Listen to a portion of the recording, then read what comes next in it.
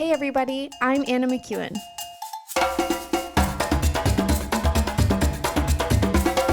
And now for Bob Switzer with the epic narrative. All right, I was thinking this morning as I got ready to to do this episode. Why am I coughing? I'm sorry, Brian. That was inappropriate. I was thinking this morning while I was getting ready to do this episode, and I thought once again, like, this is a beloved story, the story of Joseph in the book of Genesis. And I think I mentioned it earlier, but I'm just going to say it again.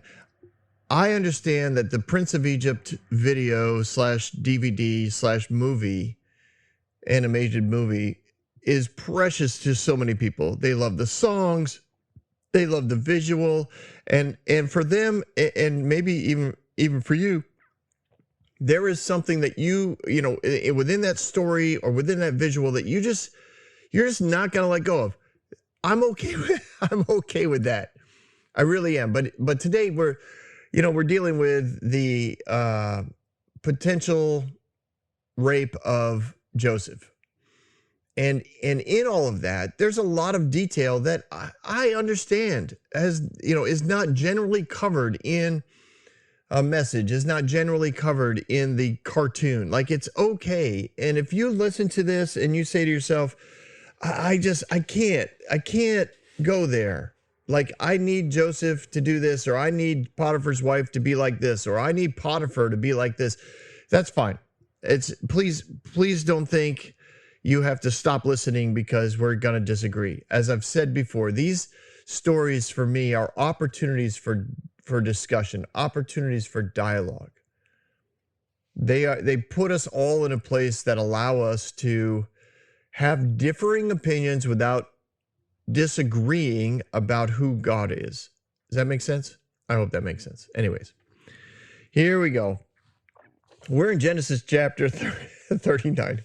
Bob's like, that was a very enthusiastic, here we go. Well, I thank you, Bob. I don't think I heard from you at all last episode.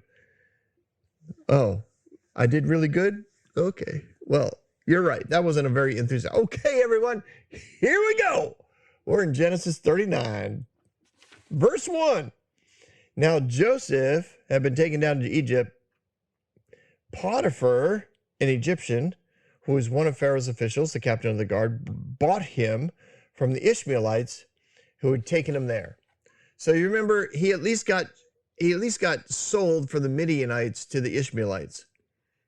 And some would say he was probably sold several times before he gets bought by Potiphar. And this is later played out. I'll probably say it again later. It's later played out because Judah can't find him. Remember, Judah, I believe, in all sincerity, Judah's plan was, I will rescue him and take a prominent place in the family because I will have rescued Joseph, but also taught Dad the lesson that he needed to know. And that was, the 11 of us are at least as valuable as Joseph, if not more valuable than Joseph. And of course, that all went downhill fast. And that's hence the story of the last episode where it says, and Judah went down. Here we go. So he gets bought from the Ishmaelites by Potiphar. Potiphar is captain of the guard. He clearly has a place within the court of Pharaoh. And it's one of those classic, preachable moments. Joseph was brought down, but God's goodness is going to lift him up. Glory! Oh, I just love it when a plan comes together because God's goodness cannot find a place where it cannot be released. There is no place where evil or darkness goes that God's goodness is not also there. And we've covered that before, in that a lot of people find God's goodness in a dark place and think somehow God also put them in a dark place, which isn't true. But when people tell the story, that's usually where they go, right? Sometimes God has to sell you into slavery in order to get your attention. You know what? No, absolutely not. Some people will be like, well, God needed to bring Joseph down there so that he could set up the Egyptian government, so that eventually he could bring the plague, so eventually the people of God could be, released in the Exodus. No, no, and no. And may I say emphatically, no. That is not how the plan of God works. He does not look around and go, well, if I do this really bad thing to this guy, I know eventually he'll come around to me because I know all things, and he'll be okay in the end. And I really need this to happen all these bad things to happen in order to look really, really good later on. So I'm going to set this up right now. No. Not true. Not going to happen. Not the way God works. Not going to put up with it. Not here on the epic narrative. Verse 2. The Lord was with Joseph so that he prospered, and he lived in the house of his Egyptian master. Okay, again, we got to spend some time here. This does not happen overnight. So Joseph ends up in Potiphar's house. The Egyptians, much like any ruling society, any world ruling class society, they believe they have the best race. They believe they have the best government. They believe that all people should come into submission to the glory that is Egypt, to the godlike rulership of the Pharaoh, who is a god of some sort, depending on which archaeological study you want to follow. Egyptian pharaohs believed they were God. So when a Hebrew slave is bought from the Ishmaelites, Potiphar does not move him into his house. Trust me on this. He would have put him at the lowliest of low, places to work. And, I guess you could say in the video, right? He's polishing floors. He's just this poor, lowly servant. Well, there's some absolute truth to that, okay? He would have been put in a very lowly place because Egyptians hated other races. And they believed they were superior to all other races. It's one thing to hate other people. It's another thing to also believe that you are more worthy than they are to be alive. And as a Pharaoh's official, as an official in Pharaoh's court, Potiphar would have definitely adhered to that kind of belief system. So when we see in verse 3, when the master saw that the Lord was with him and the Lord gave him success in everything he did, that's a huge jump. In verse 2, we see he's moved into the house, right? He lived in the house of his master. That takes a long time. He had probably been wherever he was to begin with, okay? Let's put him in the flocks. Let's say he was out shoveling poop and getting feed and water for the cows or the goats or whatever. And then from there, he moved his way up to taking care of goats and feeding the goats. He didn't have to and then moving from there, like there's a lot of time in which he is constantly adjusting, constantly moving, constantly being elevated. Everything he was involved in went better. It doesn't mean that, the cows didn't poop all of a sudden. It just means when he mucked a stall, the stall just looked cleaner. Nobody had ever seen a stall look that good. He worked faster than most people. Not that he was trying to outdo them. He just had this natural ability to organize and to put together a system that allowed him to outperform anybody who had come before him. So it wasn't like Potiphar was watching him going, oh yeah, let's move him up. Let's put him into management. Everybody, all the other servants are observing him. Does that make sense? Like he's being elevated amongst the servants. He's growing in popularity because of his performance from other servants. He's allowing other servants to perform better and get noticed because of his, everybody benefits. So many times people want blessings from God and they want it to be individualized for them. They want the blessing because they want to be noticed. They want to be the one who gets promoted. The promotion that happens when God blesses you blesses everyone else around you, including the people who hired you, or in this case, bought you. That's the nature of the goodness of God. It is all inclusive. And when you're praying blessings for yourself, at the very least, please, in your heart, understand that you are also playing blessings on everyone you come in contact with. God does not, well, I shouldn't say, that's, okay, how do I want to say it? The nature of the kingdom is not to just bless one person over everyone else. It's the idea that if one person gets blessed, everyone else does too. Everyone else gets blessed as well. That's the nature of God's blessing. So in verse 3, Potiphar sees the favor. It says he found favor in the eyes and became his attendant. Potiphar put him in charge of the household and he trusted to his care everything he owned. So Potiphar sees favor on Joseph. He observes the impact that he's already had on the staff, probably for months, maybe a year. He knows that he has financially benefited from Joseph's being in wherever it is he was. He probably had moved Joseph from the flocks to the farm, and now he's moving him into the house, and he is observing him. This is, this all takes place in verses 2, 3, and 4. He moves him into the house, again, probably months, maybe a year after he had arrived. And by then, he's now not just like he's dressing differently, he's grooming differently, he's interacting with other Egyptians on behalf of Potiphar, not necessarily running the whole house yet, but he moves him in, and despite the racist hatred for foreigners, one of the things that Potiphar would have had a keen awareness to is spiritual favor. Like there was a lot of room for gods to get involved in people's lives and to bring favor and blessing on people. And that would have been true in Potiphar's observation of Joseph. He would have looked around and said, this guy, he may be foreign, but I can't get around the fact that he is supernaturally connected in some way. And pretty much any idol, god / myth that you follow, and I've read many of them, there's usually exceptions.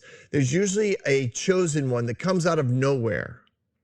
And in coming out of nowhere, people observe what's going on, and they give freedom for their God to bless somebody who doesn't necessarily belong to them. And I think Potiphar recognizes that. He sees what's happening, and he says, okay, I don't like him because of where he came from, but I do like what's happening when I'm here. I'm receiving what's going on here as a blessing from gods, or whatever God he worshiped, that's channeling through this Hebrew. So as I put him in charge of things, I keep seeing, I get richer, things get better, people under him perform at a higher level, problem solving is creative, it's efficient, it makes me look good, so I keep putting him in charge of this. Then now Potiphar is directly involved in overseeing Joseph, and eventually he says, you know what? I'm going to put you in charge of everything. And verse 5, from the time he put him in charge of the household and all that he owned, the Lord blessed the household of the Egyptian because of Joseph. And the blessing of the Lord was on everything Potiphar had, both in the house and in the field. So Potiphar left, verse 6, everything that he had in Joseph's care, and Joseph was in charge, and he did not concern himself with anything except the food he ate. Now Joseph was well built and handsome. So Potiphar put him in charge of everything, and everything prospered. Not just what Joseph was overseeing, but also everything Joseph had ever touched. So that's what it means, from the field to the house.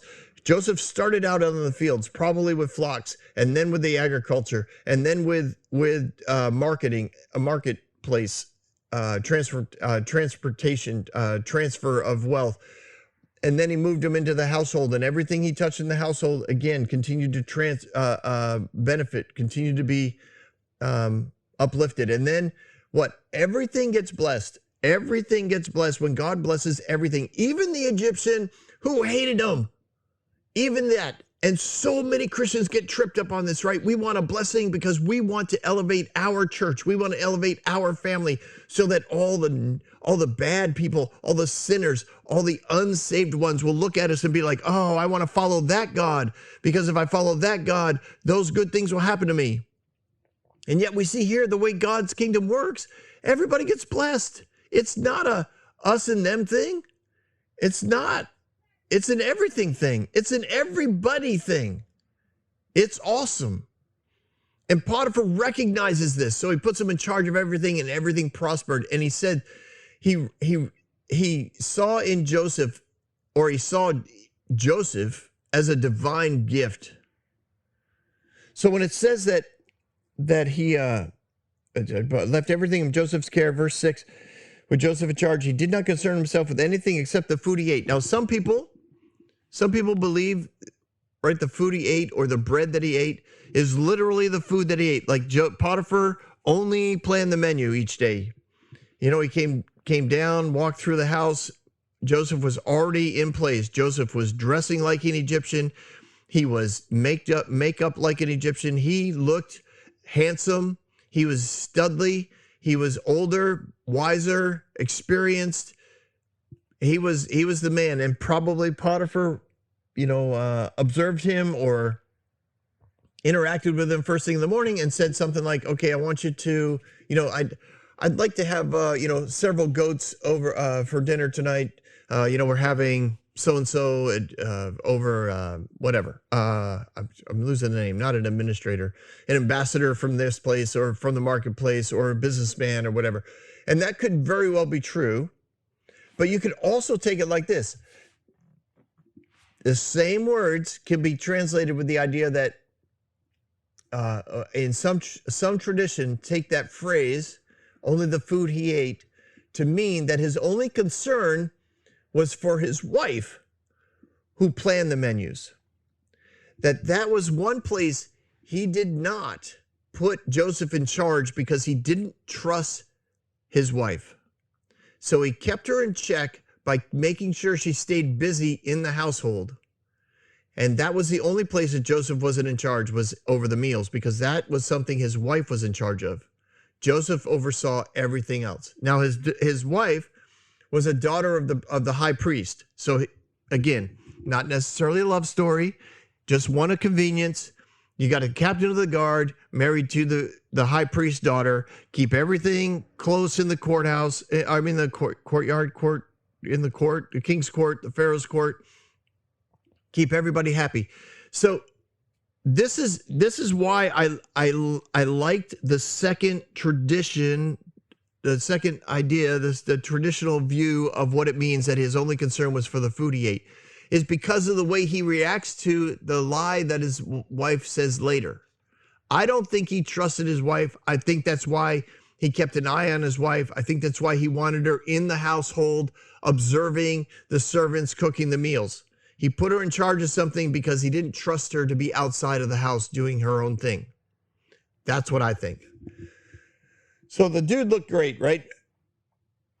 Like I said, Joseph looked fabulous, dressed like an Egyptian, hair, makeup, clothes. The wife took notice. Now, here we go.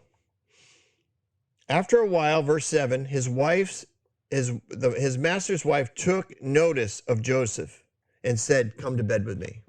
Now that sounds really crass, crude, quick, demanding, etc., which is not unusual if she was just as racist and superior mindseted as Egyptians would have been toward the Hebrews. She would have thought that she could have commanded the Hebrew slave to come to bed with her, and he'd be crazy not to accept. Right? So she takes notice. But that word, that phrase, takes notice, is more of a reference of time than it is to a specific event where she comes around the corner and suddenly, sees him and thinks, dang, man, that boy is looking good. Instead, it means she took notice. She took notice of the divine favor that was on him. Now remember, she's the priest's daughter, so she understands or has within her framework of observation the idea of God's giving favor to certain people. So she sees divine favor in Joseph's life. She sees and observes Potiphar's admiration for Joseph and everything he does. She probably has heard him speak fondly of the way that he solved problems in the field, the way he solved problems in the stables, the way he solved problems amongst other servants and slaves, the way that he interacted with the marketplace and made money, the way that he he brought about greater crops, greater flocks, greater income, greater influence of Potiphar's household. I mean, these are things that that's what it means. She took notice. This was not a one-time thing. This is something she's been observing for years. And she observes, she sees, she maintains that within the spirit realm, Joseph clearly had favor and would influence and father nations. This is what she sees in him, because that is exactly what's going to happen with him. And in her spiritual realm, now I don't, you can say things like, God,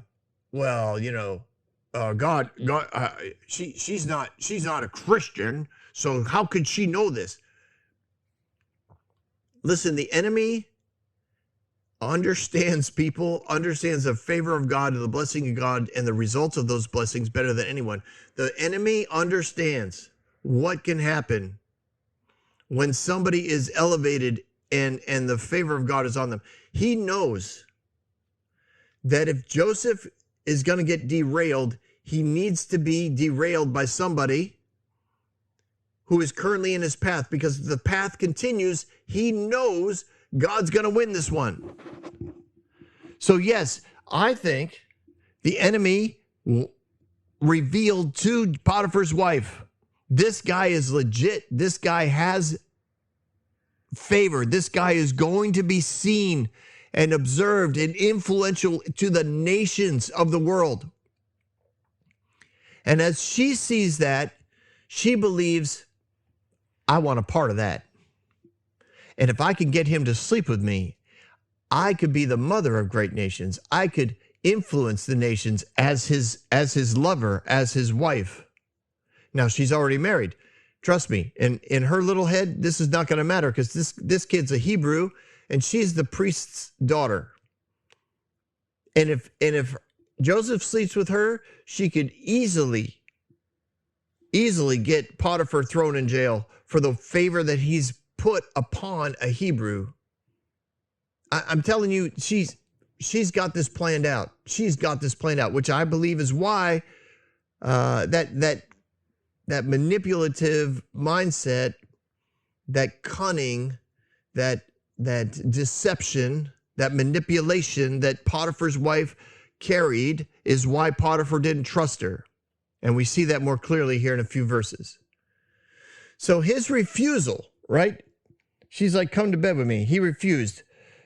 Verse 8, with me in charge, he told her, my master does not concern himself with anything in this house. Everything he owns, he has entrusted to my care. No one is greater in the house than I am. My master has withheld nothing from me except you, because you are his wife. How then could I do such a wicked thing and sin against God? And though she spoke to Joseph day after day, he refused to go to bed with her or even be with her. Patterns are set up here. Daily interactions. He refused. He refused continually and consistently. He used arguments that she would understand. He made sure that in his arguments, he's making sure she knows, listen, I don't view myself as greater than what I am. I know I'm a servant. I know my role here is not one of a family member. I am not of the household of Potiphar. I am a servant in the household of Potiphar. Everything is under my care because he's entrusted it to me. I don't earn any of this. I earned his trust. And the one thing he hasn't given me is you. Now, honestly, in a side note, culturally, he could have. He could have said, listen, Joseph, I want you to sleep with my wife because I want children from you to be to be mine, because you have the favor of God. He could have done that. And of course, in previous stories here in Genesis, we've seen where that's happened, right? Where the husband is given the servant girl from those that are overseeing the servant. Like, okay, well, sleep with my servant. Oh, okay, I will. So there's that cultural mindset that he could have had his wife sleep with Joseph, but he didn't. He has refused to do that, and Joseph understands that, and she understands that. I'm guessing at some level, she even hinted to Potiphar that I'd like to sleep with him. And it would be nice if, and don't you think it would be good if we had a child who clearly is favored of God. Like there's everything this guy touches is prospers. Everything this guy touches turns into something amazing. What if I had one of his children? I just don't see this that far of a reach. This is a consistent interaction she has with him day after day, week after week, month after month. So because of that, of course, her daughters observe this, her servants observe this. Joseph stays open, and ultimately he stays clear of her. It's just like, you know what, I've got enough to do, and he probably did. He probably didn't make an announcement like, I'm never coming near you again. He just worked his business to always be somewhere else. He didn't go through the kitchen. He didn't go through the dining room because those were her areas of observation and control. Any interactions he had, he sent somebody to go, to bring a message. He didn't go do it himself. All of this is going on. Potiphar is doing what he literally isn't paying attention to anything Joseph's doing other than the results of what Joseph is doing. And every time he pays attention to the results of what Joseph is doing, everything's going great. So one day, verse 11, one day he went into the house to attend to his duties. None of the household servants was inside. Why not? Because this was a day of an Egyptian festival. It wasn't something that she had orchestrated. It was typical. It was an Egyptian festival. All the servants would have been at the festival. They would have been sent there. They would have been taking care of Potiphar's needs. They would have been observing what is going on. Like this was a big deal. The household would have been empty. Now the fields would have still had their servants and flocks, and the agricultural world would have still been going at it, but the household servants would have went. It would have been a typical thing to do.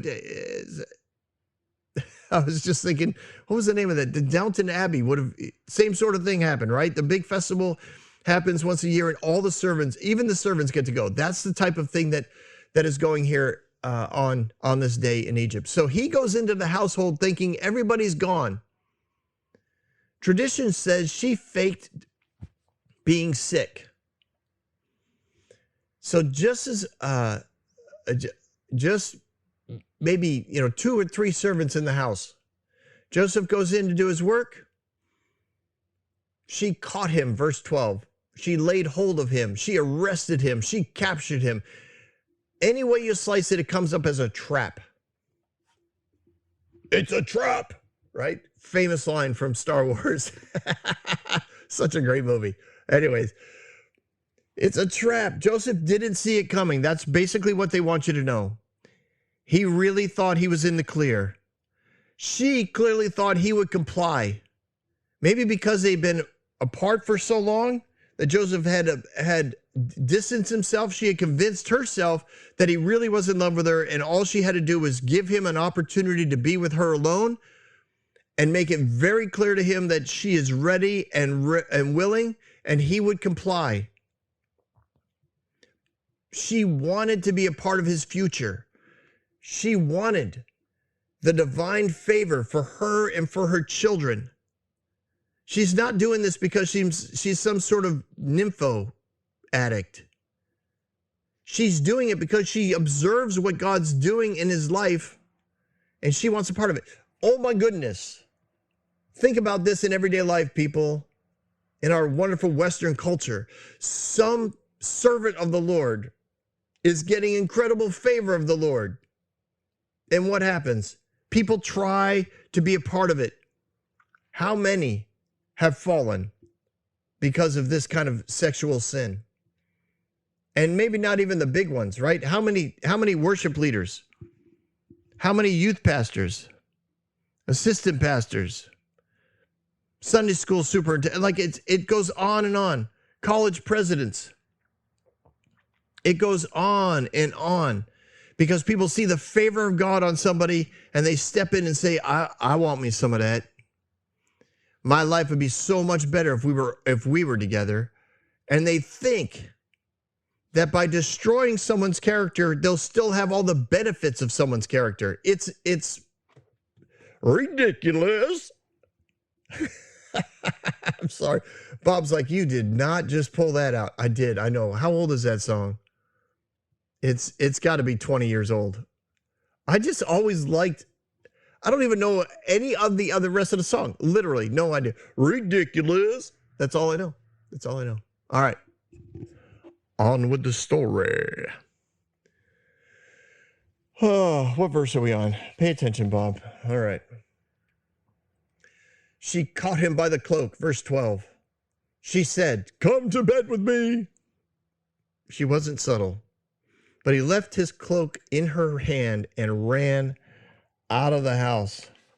When she saw he had left his coat in her hand and had run out of the house, she called her household servants. Obviously, the place wasn't empty. It was close to empty, but not completely empty.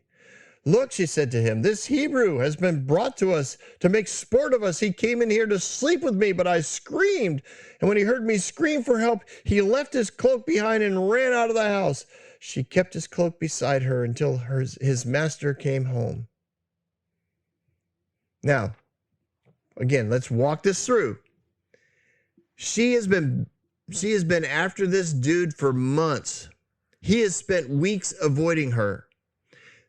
This has been observed by family members and servants all around. And trust me, if you didn't observe it, you still knew about it, because that's the way these stories go. It says Joseph twisted out of the coat, whether he was wearing the coat or it was, hanging on his arm.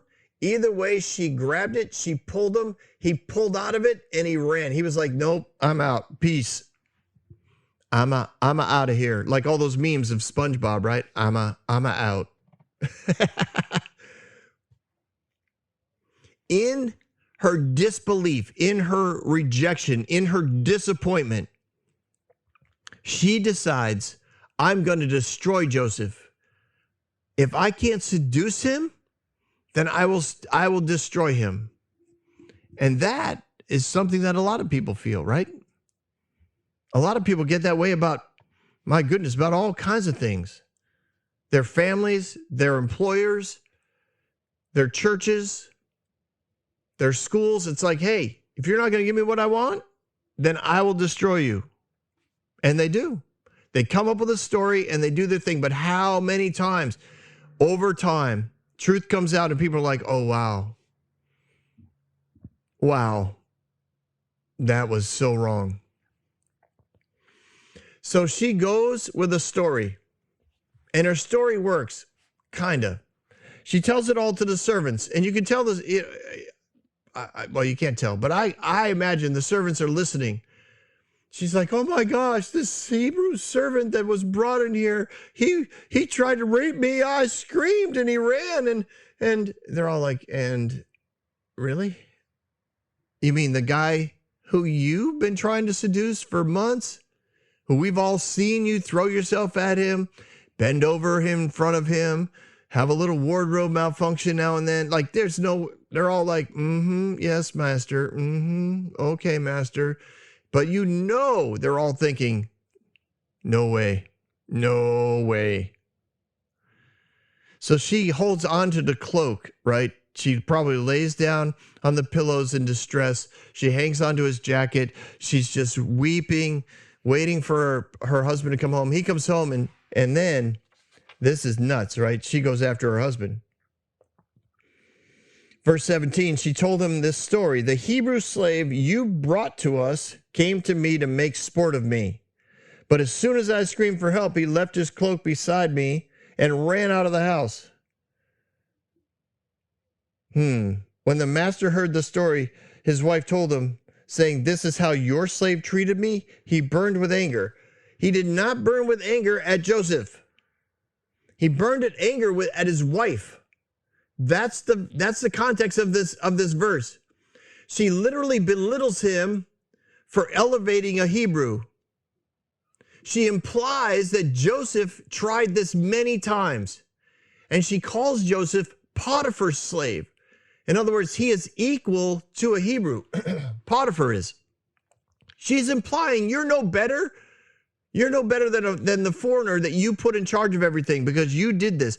She is heaping on him all the embarrassment and belittling of his character that she possibly can, because she's trying to oversell the lie Because everybody knows that she wanted to sleep with Joseph, and I have no doubt that Potiphar knew it as well. That's why I believe she probably had floated the concept to him in some sort of kind of gentle, half-witted way, like, oh, well, I'd have his baby type of thing. And there were other servants who loved Potiphar, and Potiphar observed and interacted with them on a regular basis.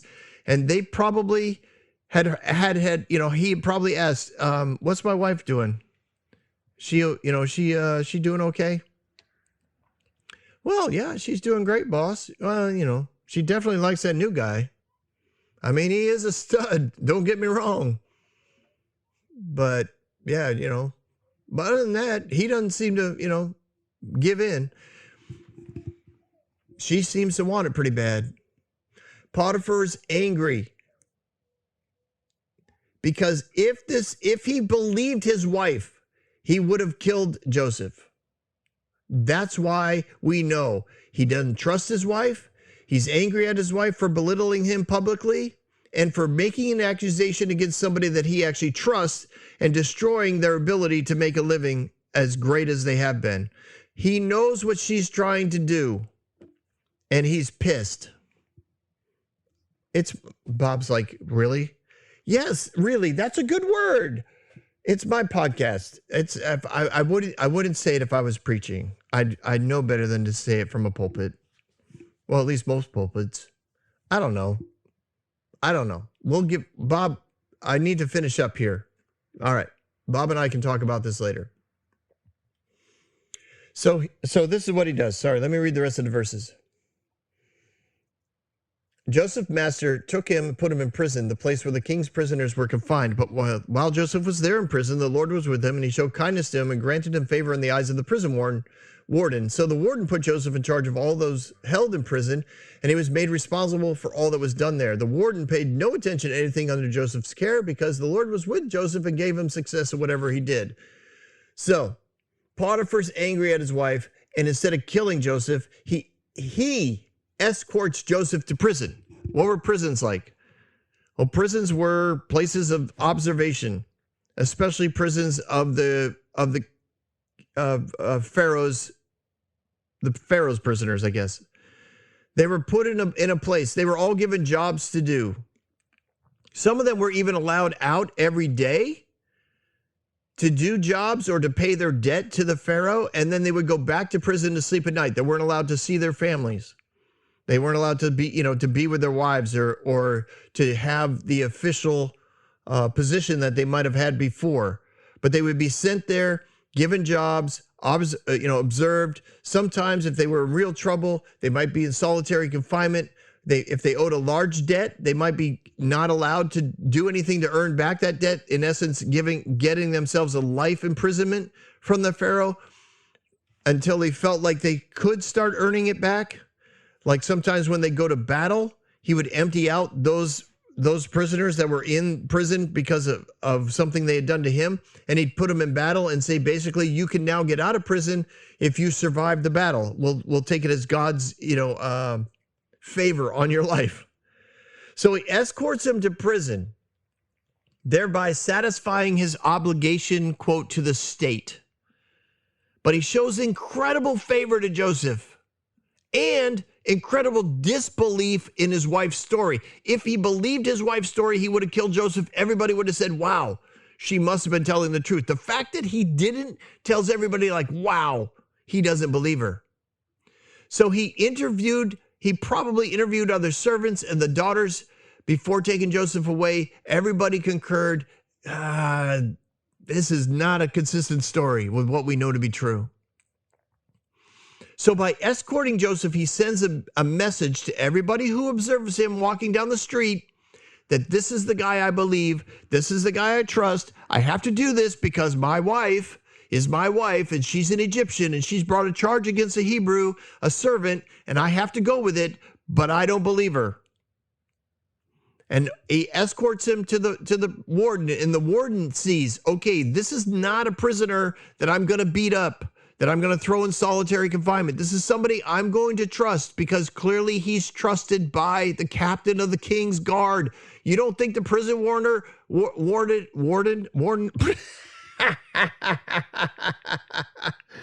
slow down, Bob. I hear you, Bob. I hear you. You don't think the prison warden didn't know who the captain of the king's guard was? Didn't also sit around tables with the captain of the king's guard? You don't think he did? He knew exactly who this guy was. And he knew what to do when he escorted his prisoner in. And it says that God's goodness continued to override any of the enemy's plans. And it doesn't mean he overrode it in that he destroyed it. It's that his goodness just overrode it. Evil plans were put in place. God's goodness met him there. God did not put Joseph in prison. I understand there's a lot of preachers that want to preach that because it helps them manipulate people's behavior. God did not put Joseph in prison. God did not have him almost raped. God did not have him deceived. That kind of deception in order. God doesn't use those things. Do you understand? He doesn't have deception in heaven. He doesn't have rape in heaven. He doesn't have manipulation in heaven. He can't employ those things in order to see his will come forth. But he does have goodness, and he does have hope, and he does have favor, and he can pour that out, and he does, and he pours that out on Joseph. So Joseph is in a position where he constantly is at least, maybe not immediately, but he puts himself in a position in an awareness that says, I know God's goodness is going to come through, and God's goodness does come through. And the warden sees God's favor. It's not necessarily that he got special favor, like he touched things and it turned to gold type of favor, but it means that when Joseph was doing something, supernatural results seemed to come from it.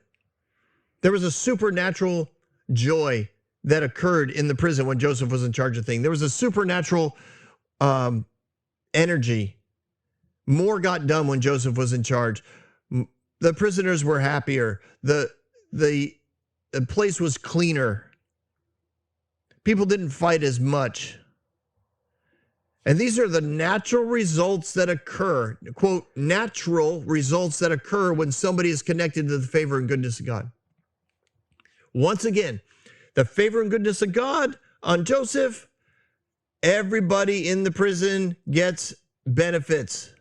The warden gets benefits. The prison gets benefits. The prisoners get benefits. And all of this is the natural results of God's goodness, God's blessings, God's favor.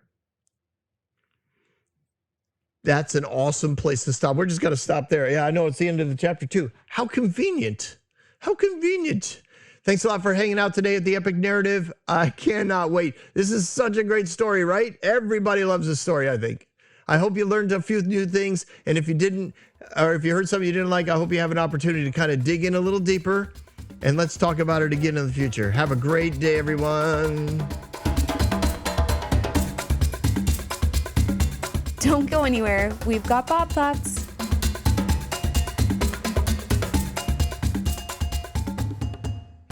You know, it is a fascinating thing to think about the almost rape of Joseph, because depending on what you want to emphasize in this story, Joseph said anytime he refused his master's wife's request for sexual favors, whatever that might have entailed,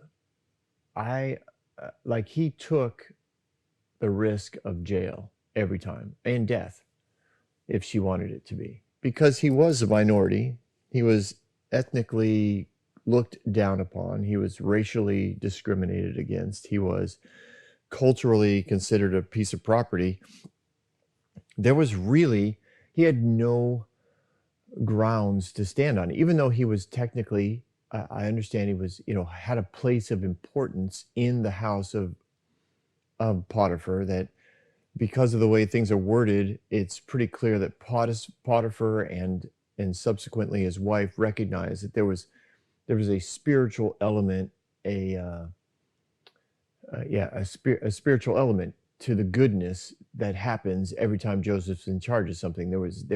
He didn't put Joseph in charge of them because he was a really good businessman. He put Joseph in charge of everything because he could tell that the gods were with him, whatever God that might be, however you want to describe it.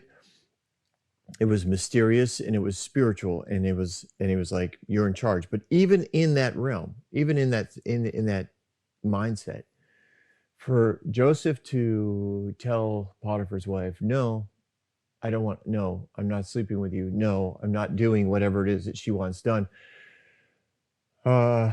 That was a big risk on his part, because culturally it was no problem. As a matter of fact, it would have been fully expected that if you, as a slave, was asked for sexual activity by either one of the masters, it wouldn't have mattered what gender, then your refusal was dangerous, and your acceptance was probably a way to get promoted. It was probably a way to get even more favor in the household.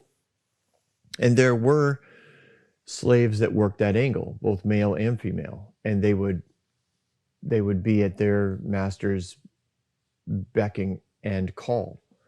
And to refuse them would have been, like I said, unheard of. And so what Joseph was doing was very countercultural to where he was at. And I just, my thoughts today were around that, and how quickly so many of us have bent to cultural norms because, well, there's really no harm in it, or that's what's expected of me. Whether it be business principles in which anything less than the kingdom is attractive, and so you bend to the expectation in your business because, well, that's how we do business. That's how business is done. Or in what was the other thing? Business, school, what's expected of you, that maybe in the area of cheating, plagiarisms, that culturally it's not a big deal. But I more so really was thinking today about the sexual relationships that so many people have, because culturally they've been told that's what you should do. And Christians, I've been around Christians a long time, and I've heard every sort of variation of the line of morality. I've heard it from never touch, don't even be within breathing distance of one another until you get married.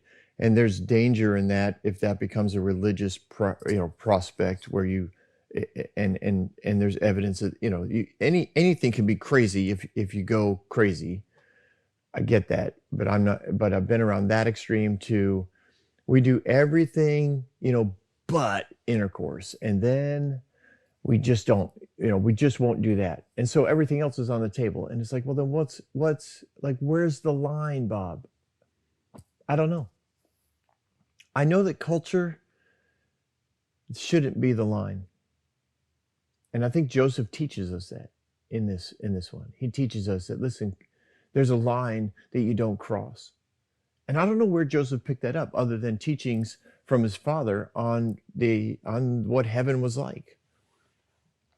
Because he could have just easily said, listen, I'm a slave. I'm in no position to refuse. And if I refuse, I lose an opportunity to influence a very influential person.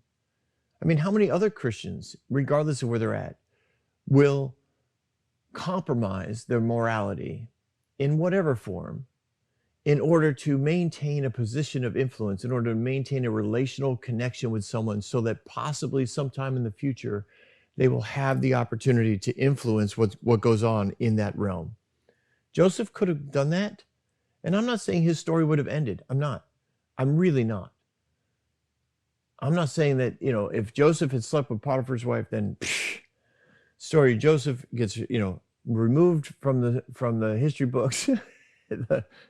We just, God has to come up with a whole new plan. The whole plan is ruined because Joseph slept with Potiphar's wife. I'm not saying that. And you might say, well, Bob, are you saying he should have? No, I'm just saying it's massive that he didn't. It's massive in the revealing of his character. For whatever reason, he didn't do it. It took huge character to not do it. And he clearly, well, not clearly, there's no evidence of him defending himself before Potiphar. The fact that Potiphar didn't believe his wife and walked Joseph down to the administrative jail makes it very clear that the character of Joseph was never in question as far as Potiphar was concerned. He did what was culturally expected of him, but even then it was culturally not, death wasn't demanded. It was culturally acceptable, but he did something, but he really did the bare minimum that was expected of him. And I think, as I said at the end there, I think he made it clear to everyone, I trust Joseph. Joseph is a good man. I'm putting him in jail, but it's almost like we all know that the truth is not out here for us to see right now. It's fascinating to me. It's a fascinating story. I hope you guys enjoyed it. Sorry if my thoughts were a little explicit today, if your children were in the car and now you have to explain several words that I used, but I am sorry. I probably should have warned you that I was headed that direction. Anyways, hope you guys have a great day. Thanks for stopping by. See you next week.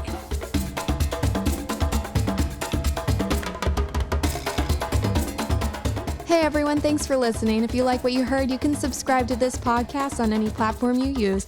You can also reach out to Bob for questions or booking at thebobswitzer.com or email him at thebobswitzer@gmail.com. See you next week, guys.